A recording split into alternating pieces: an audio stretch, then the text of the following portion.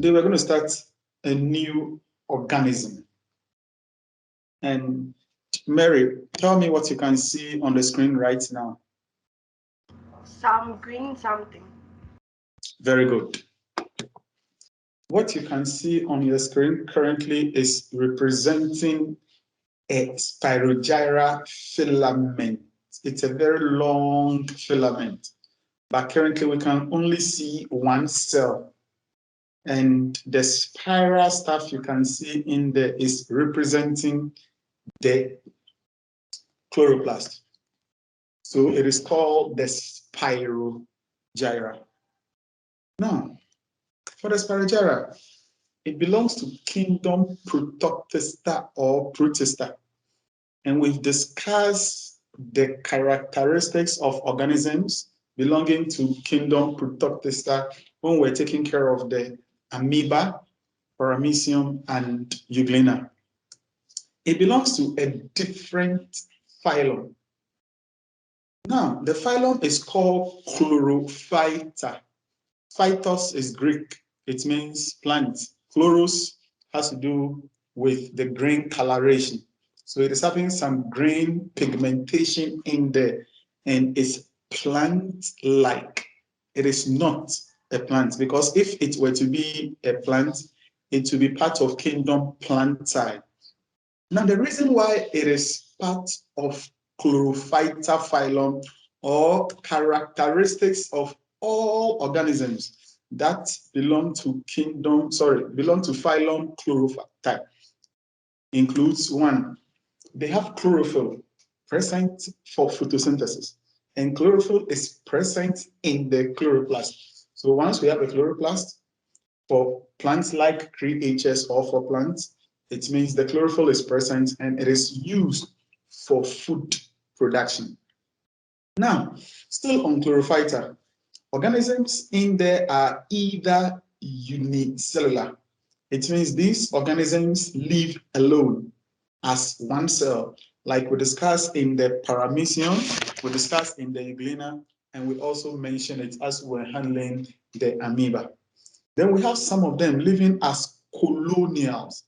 For colonials, it means we have a group of organisms living together but independent of each other.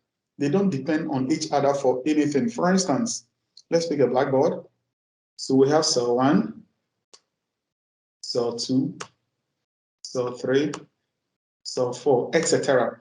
All these cells are independent, but because they are in a cluster, we call them colonials. So that is what we mean by some organisms in Chlorophyta phylum are colonials. Then some are filamentous.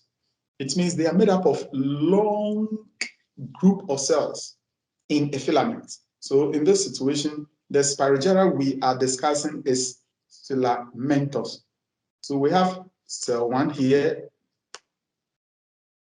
joined to cell 2, joined to cell 3 in that format, but they are independent of each other, just that they are joined together. So that is what we mean by them being filamentous.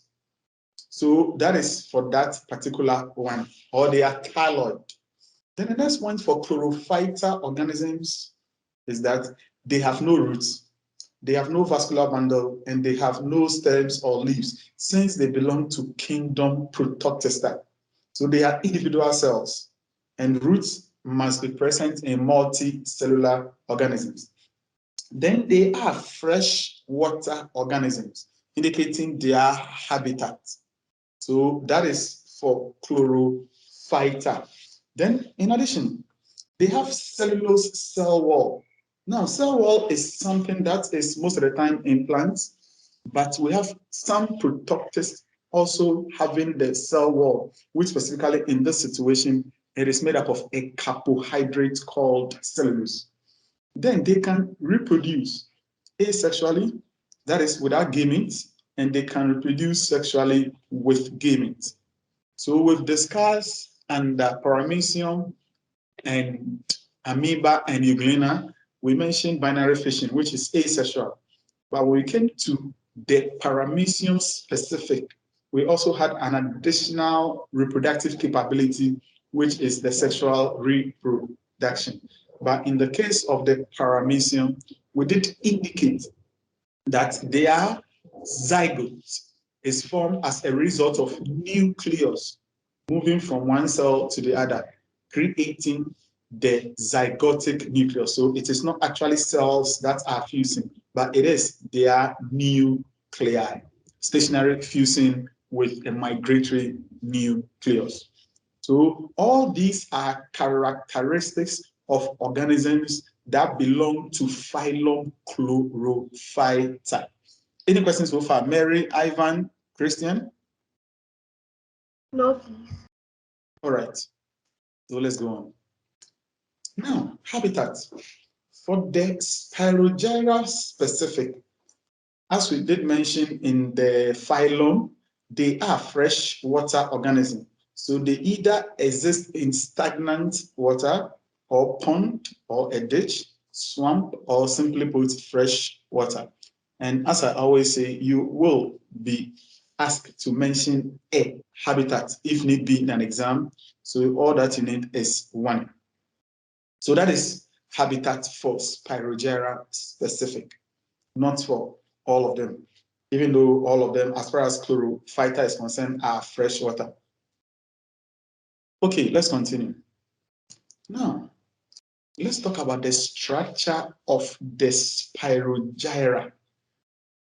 And as it was mentioned earlier on, we are having it in a form of a filament, a very long filamentous structure.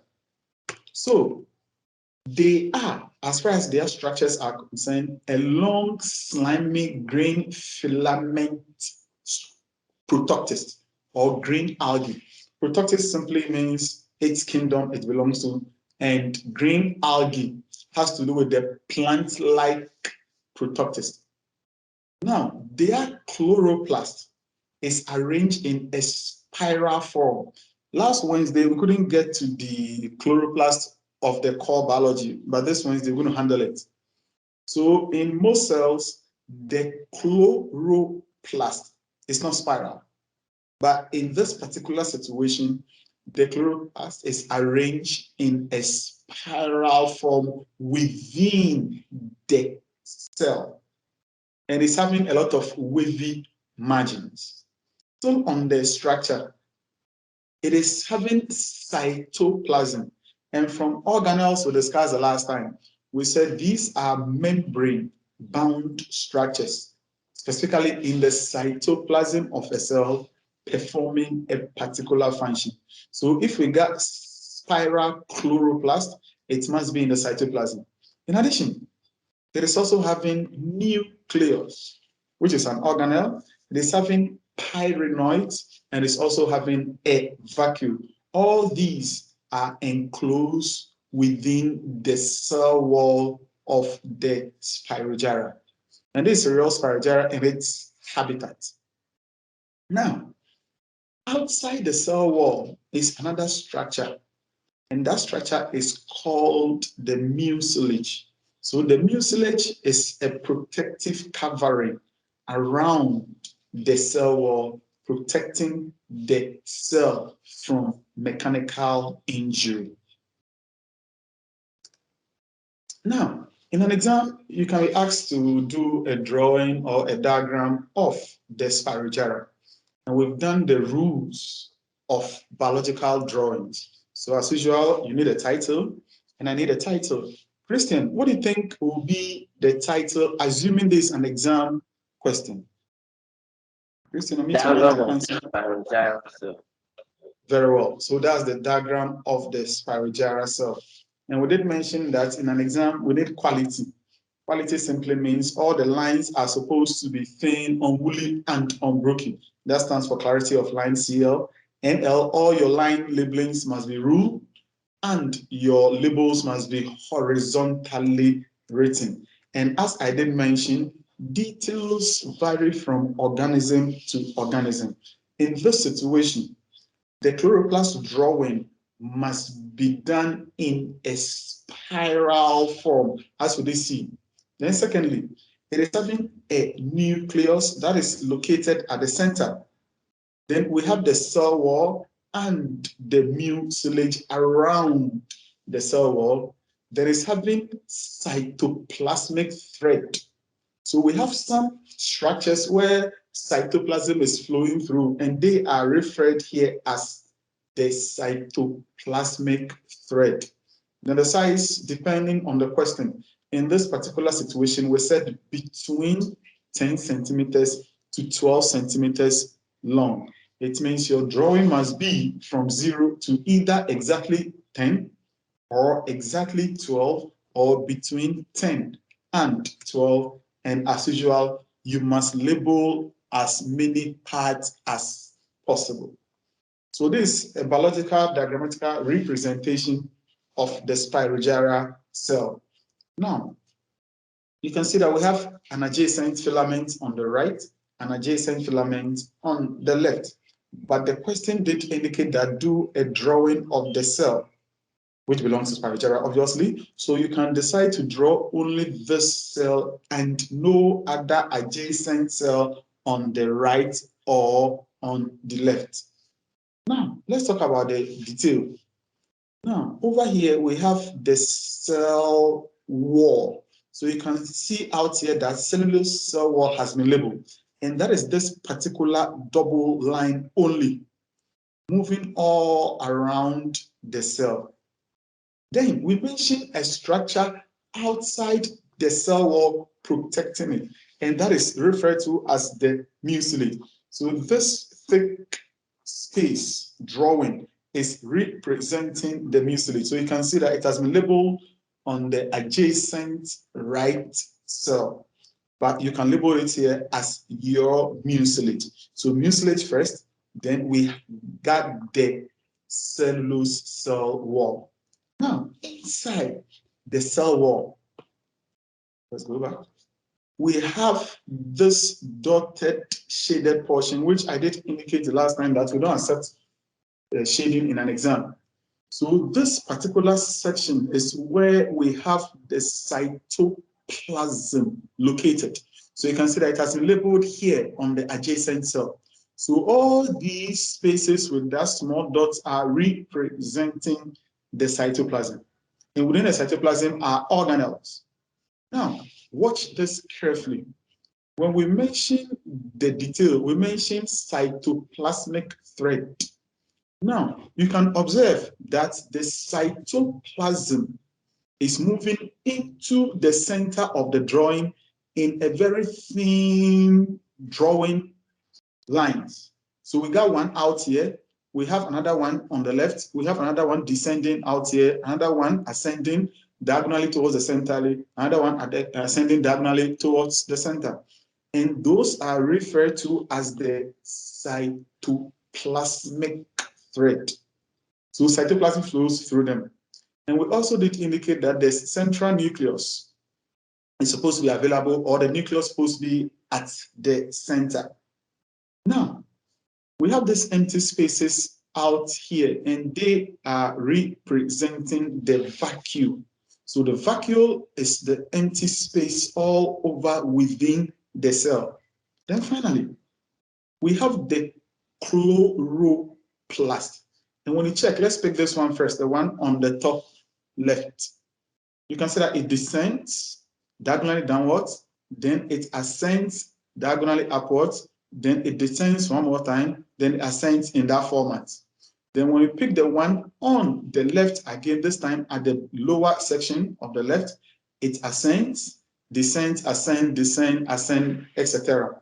So the two chloroplasts are moving within the cell in a spiral format. Hence, that is how come it is referred to as the spiral chloroplast. And we also did indicate that they have wavy margins, and this is for the Spirogyra cell we are discussing. So in the video you did see when we're handling the structure, it is having only one spiral chloroplast. Let's go to that.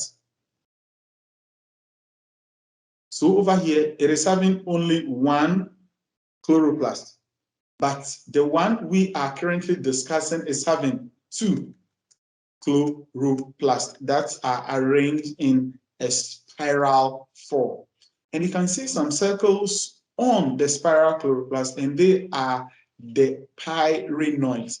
And after food has been prepared as a result of photosynthesis, it is utilized to store excess food, or specifically starch. So these are the parts as far as the Spirogyra cell is concerned. So this pyrenoid labeling can be brought into the actual cell. Then this cytoplasm can also be labeled out here. This cell wall can be on any space as far as these two double lines are concerned. The mucilage can also be labeled here. So this is a representation of the Spirogyra cell. Any questions so far? Mary, Ivan, Christian? I'm trying to get AC and Callista to join. Any question? Okay, let's continue.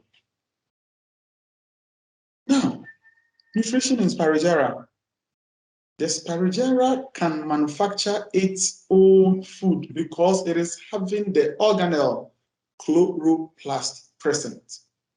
And this is a green pigmented structure within that cell. And for photosynthesis to occur, one, we need water.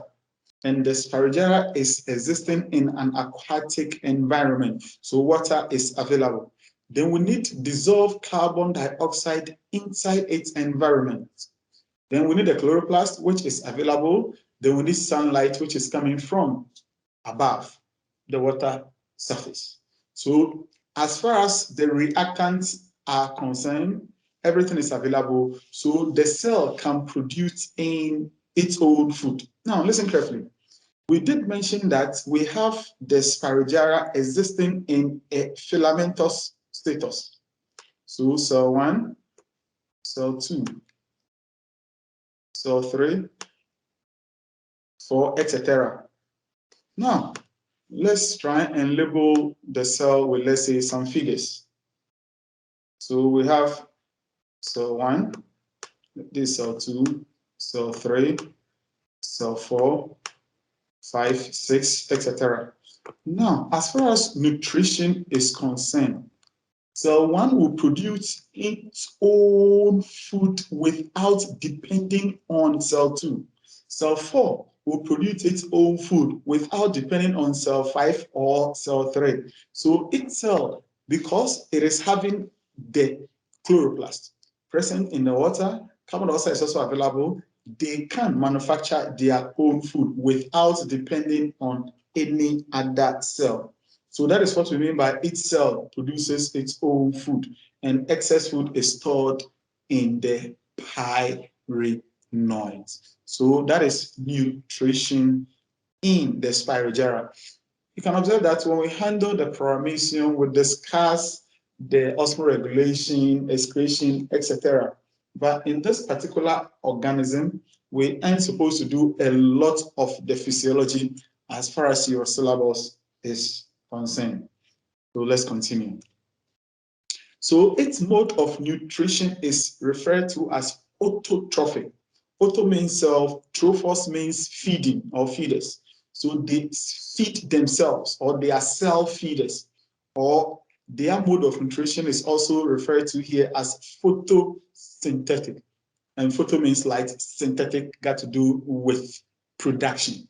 So it is able to use light to produce or manufacture its own food. So that is the mode of nutrition for the Spirogyra, which obviously is different as far as the other organisms we've handled is concerned with respect to their mode of feeding. Now, reproduction. The Spirogyra can reproduce both asexually and sexually, because when we took care of the phylum Chlorophyta, it was mentioned out there that it can reproduce, that's organisms out there, asexually and sexually. Now, for sexual and asexual reproduction, we're going to take care of asexual reproduction first. One of the asexual reproduction is called binary fission. It means the Spirogyra cell can undergo two different types of asexual reproduction. That is why this states that the first of the asexual is binary fission. Bi means two, and it got to split into two. So we have an original cell, and that original cell is having a central nucleus. And we were discussing when we took care of the cells that the chromosome numbers will double within the nucleus. And once we have the chromosome numbers doubling up, the nucleus must split into two so that the nucleus will have the chromosomes moving to the different parts of the nucleus. So it can be to the left or to the right, it can be to the top or to the bottom, in order for the nucleus to have the original number of nucleus. Because currently, as far as the mitosis is concerned, the chromosome numbers doubled up, and the nucleus can't handle the double nature of the chromosomes in terms of numbers. So the chromosomes must move to the parts of the nucleus, either to the left or right. Can't get see, we have some spindle fibers being formed to separate them. So in this situation, for Spirogyra, to be more specific, the nucleus will become dumbbell shape. And the reason, it is dividing, as far as reproduction is concerned, into two. So originally, the nucleus was not dumbbell. It was the oval shape type.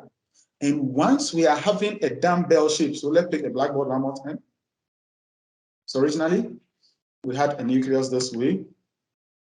Then the nucleus had more than the original chromosomes is supposed to carry.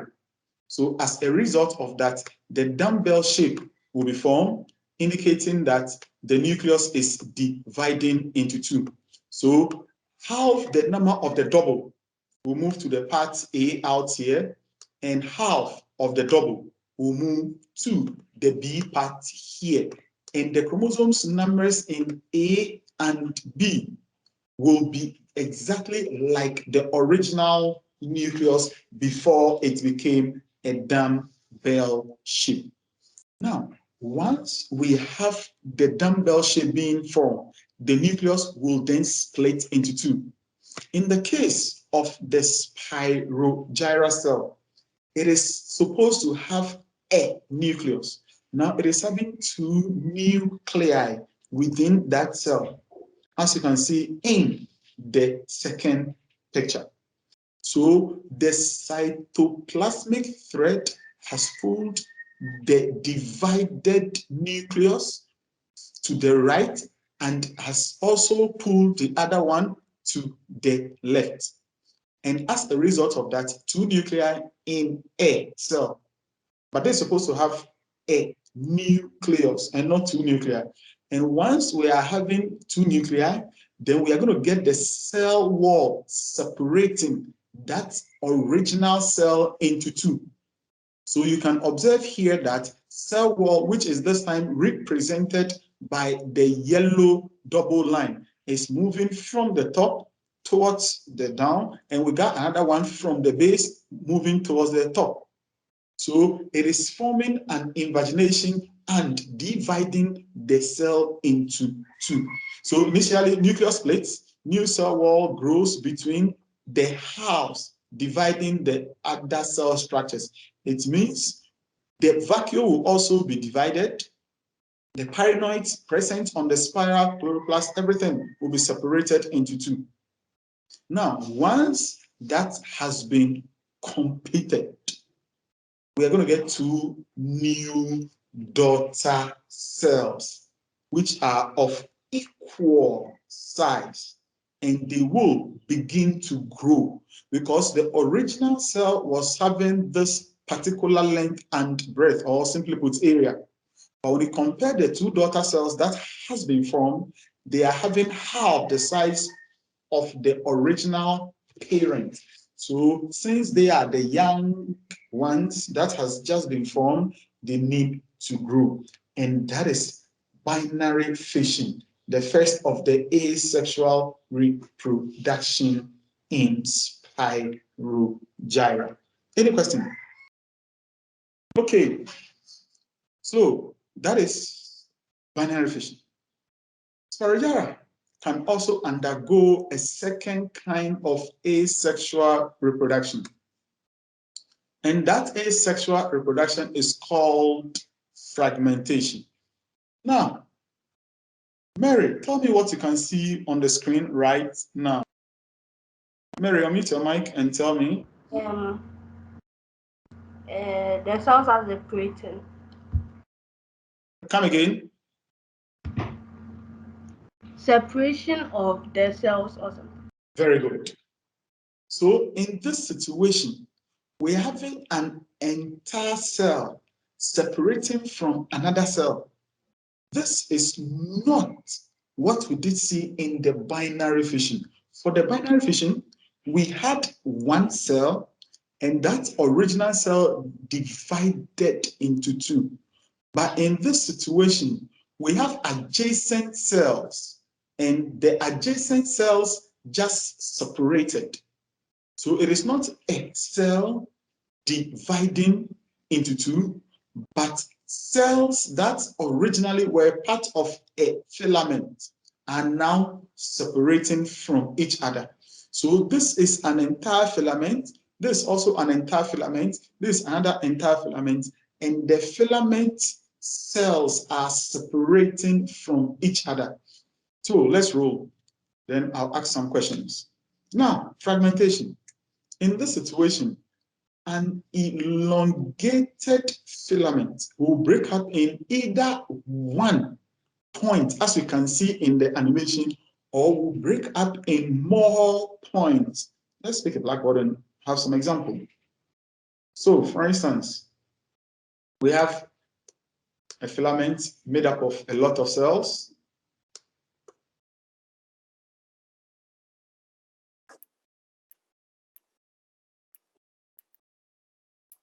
Five, 6, 7, 8, 9, 10. Let me add one more. All right. Now, I'm going to number the cells, right? So let's say this one, 10, and let's say 11 cells. For fragmentation, would this indicate that the cell can separate at a point or more points? Between cell 4 and cell 5, we have a split. Originally, this was part of an entire filament, but now we have a separation. So originally, the filament was having 11 cells. Now, how many filaments do we have now? That's question one. And how many cells are in each filament? I'm listening. Christian. Come again. Can you repeat what you said? Okay, the question is, we have fragmentation occurring between cell 4 and 5. So the question is, how many filaments have been formed now? And the second question is, how many cells are in each filament that has been formed after the fragmentation between cell 4 and 5? Christian, I'm listening. I'm saying 2. Come again. 2. That's for the first part. Okay. How many cells are in each filament? Because once you understand this. The first one is 4 and the other one is 7. Okay, 4 and 7. How did you get your 4 and your 7? I counted the number of cells in the first filament and the number of cells in the second one. Very good. So when you check this out, this is filament A, and this is filament B after the fragmentation. Originally, it was just one. So after the fragmentation, A is having 4 cells in the daughter filament, and B is having 7, as he did indicate. So he just counted 6 to 11, making up the 7. So fragmentation can occur at just a point. Now let me add some more cells to it and ask a different question.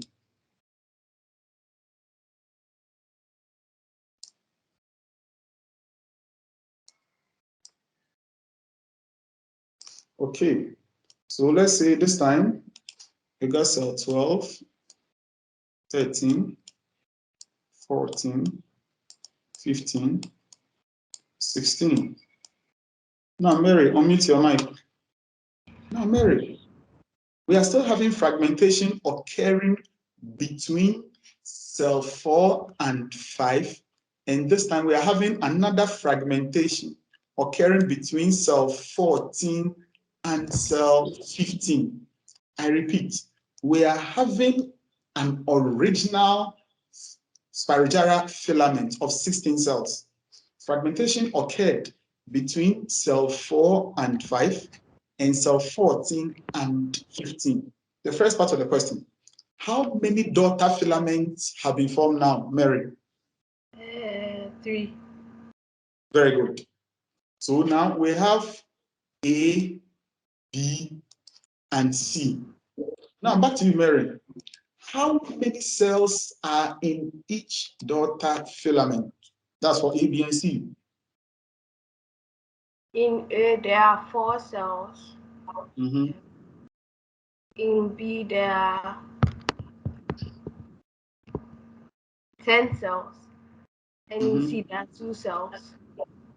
Okay. Now, defend your figures. So you said A4. How did you get your 4?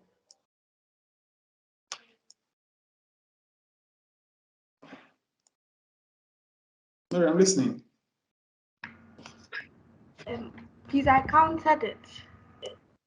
Okay. So how did you get your 10? Because 1 to 4 is so obvious for A. So how did you get your 10 for B? So I counted from 5 to 14. Okay, and that gave us 10. And the C is so obvious, 15 and 16.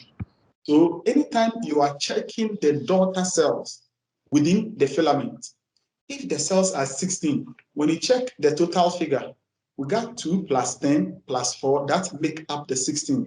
When Christian did indicate 7 and 4, that resulted in us getting the 11 cells of the original filament. So these are ways to check whether your fragmentation daughter cells within the daughter filament are correct. So for the fragmentation, as we just indicate, it occurs at a point or more point, forming 2 or more shorter fragments, and the division is transverse. It means they are moving apart to the side. We also mentioned transverse section. Now, the cell wall between the adjacent cells initially will swell up and is going to force the cells to separate apart. Simple. And that is the second type of asexual reproduction in Spirogyra. The first one being binary fission and the second one being fragmentation.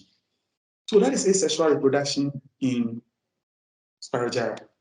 Now let's talk about the sexual reproduction. All right.